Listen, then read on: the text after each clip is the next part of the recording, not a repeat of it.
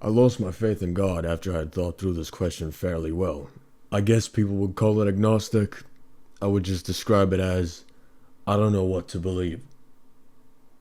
And that's my belief, that I don't know what to believe. I don't think I'm smart enough to come up with a conclusion. I think it'll take years before I ever get to any real conclusion, but it is what it is. In my opinion, it is necessary, extremely necessary for anyone with half a mind to go through a great process in order to safely side with any religion. If you skip the entire intellectual process, you just end up with weak faith, and that's no good. You can try to side with one thing as much as possible once you've gotten to that point where you're like, you know what? I've thought through every question in existence, and it all leads to this answer. That's when you can be safe with it. But anyway, I became a Christian about a year ago, and it stuck with me for a few months. Probably more than that, but eventually it started fading. I turned 18 in a month, and so this is kind of a period where I grow up mentally a lot faster than I otherwise would. So I grew up, and things would happen. And every single time something terrible happened, it would just rip me apart from any faith whatsoever. I would just be like, you know what, this doesn't make sense anymore. I need to think this through. I soon figured out why. The reason I was questioning God after any terrible event had happened was because I always asked myself, right after, why did God create evil? It's a simple question, everybody's thought about it at some point probably. It's one of those questions that there are no conclusions to this day. I've yet to see anyone come up with the answer. I believe that the entire religion sort of relies on this question working out in its favor. If it doesn't, Christianity sort of collapses for anyone who figures it out. It's like a crucial block in Jenga. You just pull it and it fucking collapses instantly. But anyway, I'll get through a few arguments that I've heard here and there, and a few arguments that I came up with on my own as I was questioning it, Whenever I think through any question in life, I look at it from both sides. You know what I'm saying? I think anyone with a brain does. You kind of create an argument in your head. You don't argue for one side, you argue for both sides until you realize that you can't really argue for one side no more. That's how you know you're getting closer to the truth. In one part of my brain, I was arguing as an atheist, and then in the other, I was arguing as a Christian, and, going as hard as I can on both sides just to see where it slips up. Number one, God made us capable of good and evil because he believes in freedom. A few months ago, I was on the game. I was doing a few heists. You know how it goes. And I got into a decent argument about this exact question. Back then, I hadn't thought through it as well as I have today, but I was still questioning it heavily. Because like I said, whenever something happens that's fucked up or just incredibly weird, I end up having to reconsider my faith. It just is what it is. I don't submit to anything blindly, because blind submission is weak submission. This is why a lot of people fuck up in school, for example, because they give you tasks that seemingly have no correlation to life in any way, and you have to blindly submit to it. People with self-respect don't like that shit. Because what do you mean I'm gonna work but not get anything out of it? What the fuck is this? It's like digging a hole and then repatching the hole with the same dirt. It's like, what the fuck is this? You just want me to do this shit? Is this a fucking punishment? What is this? Anyway, let's get back to it. So I was in a decent argument, and I don't mean like I was fighting. I was arguing this exact point on the game a few months ago. I made the argument that if God believes in freedom, we are still built with limitations and inclinations. Birds can fly, but a human can't. That is a natural limitation. We don't have wings. Humans are programmed with lust, programmed to fall into sin. That is an inclination. Now, that's how I used to question it, but this is a very face value thing, that God gives us freedom, period, with nothing else after that. I believe the stronger reason, other than God simply wanting freedom, is to extend that reasoning. God made us capable of good and evil because he believes that total freedom of choice has moral substance. That's a much more powerful argument And the idea that we are inclined to evil is backed up by the Bible. So I'm not talking out of my ass. I'm not inventing shit to create arguments here. That's biblical. I'll read something out of Romans real quick. For I know that God itself does not dwell in me, that is, in my sinful nature. For I have the desire to do what is good, but I cannot carry it out. For I do not do the good I want to do, but the evil I do not want to do, this I keep on doing. Now if I do what I do not want to do, it is no longer I who do it, but it is sin living in me that does it. So we are inclined to evil. It's in our flesh.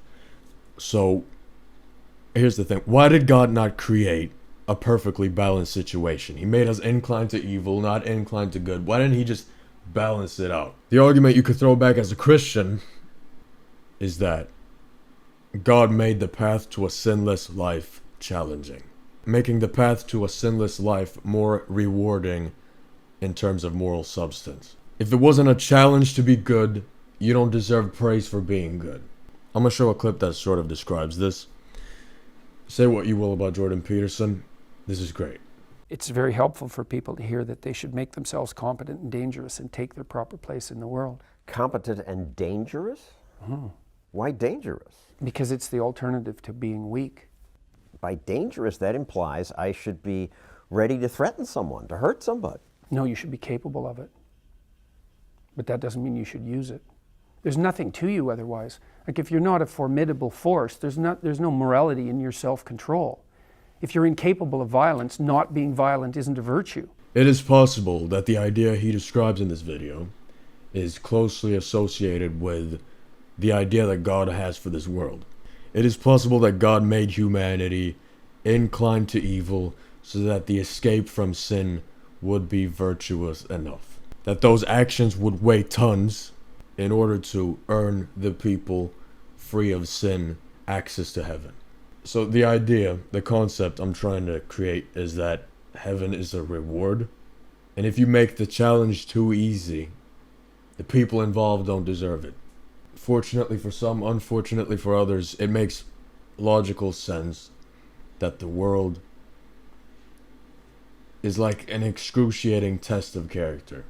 Terrible things happen, you know? We got psychos putting women's heads on curbs and stomping them in. Pornography is accessible to 5-year-olds. People, instead of wearing condoms, become pregnant and then let the baby be killed. Let someone pull out the limbs. And it can all be semi-justified by the idea that God needs a threshold of virtue to be passed in order for his people to deserve heaven. And if your virtue weighs nothing, like let's say you were created to not want to commit any sin whatsoever. Hypothetical scenario where you're just inclined to good. Oh, is my shit dying? Goddamn camera died, but we good.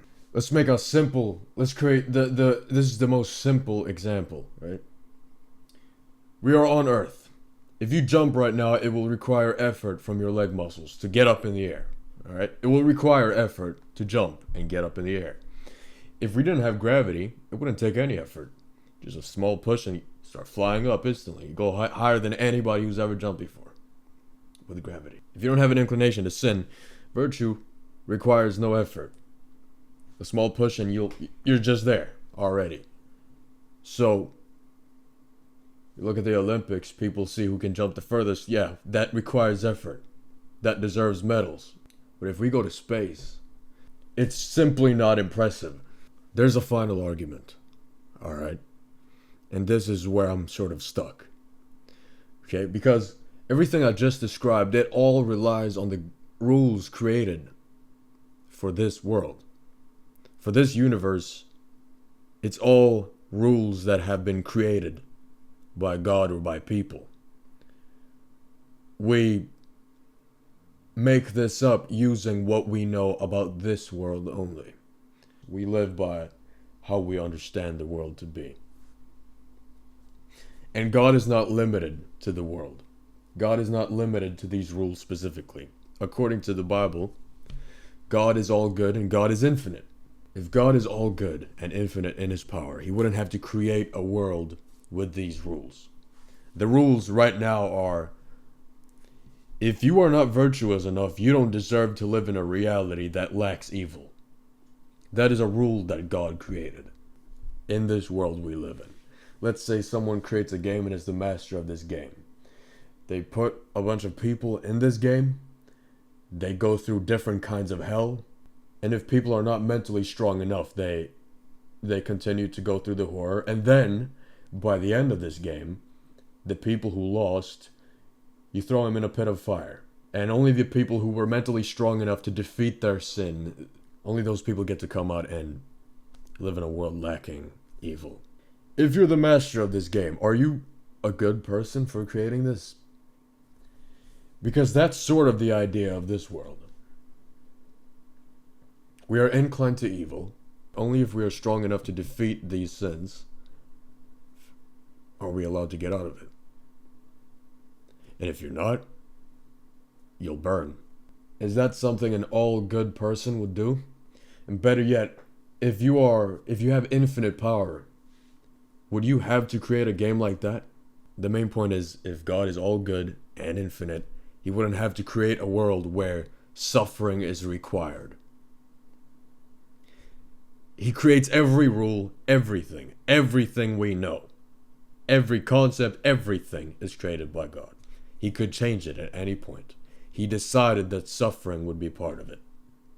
That is not all good, by definition. God decides what's necessary and isn't. He decides how he feels about it. If God in his all-good, infinite power felt like he had to create a reality where suffering is part of it, he's limited to creating a world like that. That is an extreme logic fail. You have infinite power, but you are limited to creating a world where suffering is part of the rules. That is a logic fail. That is a logic fail that I can't get out of, that I can't justify. I'm wearing this cross, but it's because of Christian principles, not because I am a Christian. And this is the reason. And everything I just described, that's the reason.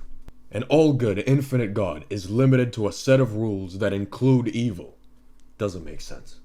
The Lord could have built a reality where these rules don't apply. But he did. And he was there every step of the way from the ground up.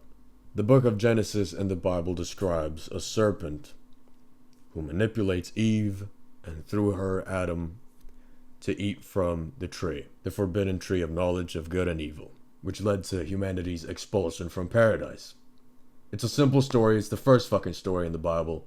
The serpent pulls up, does a little mind trick on Eve. Eve then convinces Adam, and they both eat from the tree, and now humanity is fucked. Who the fuck put the serpent there, huh? God is infinite, all good, all seeing, all knowing.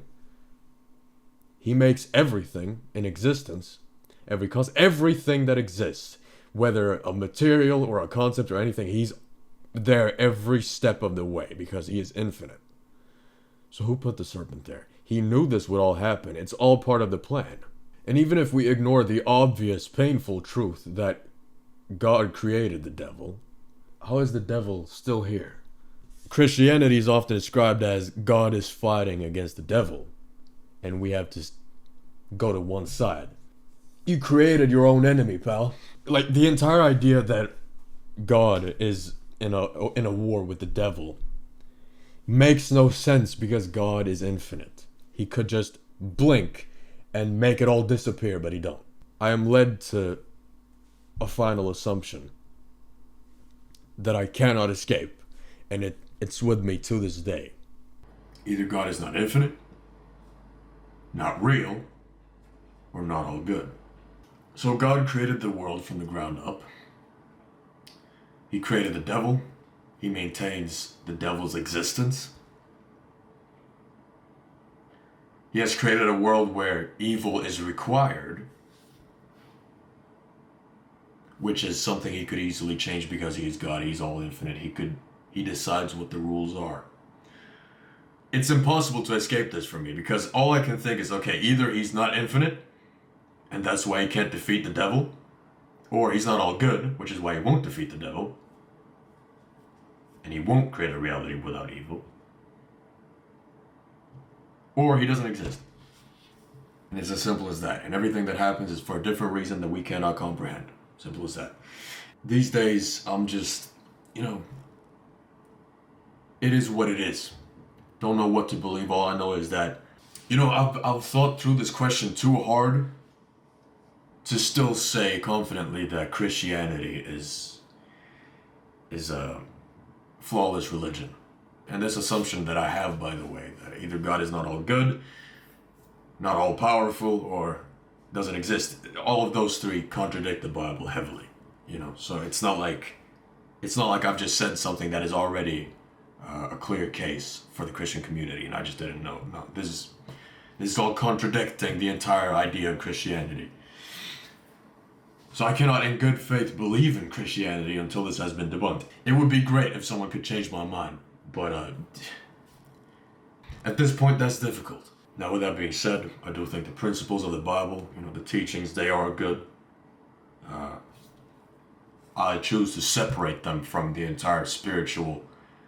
The idea of believing in God, I just separate those two. Christianity is like, I like the message, but I don't believe the story.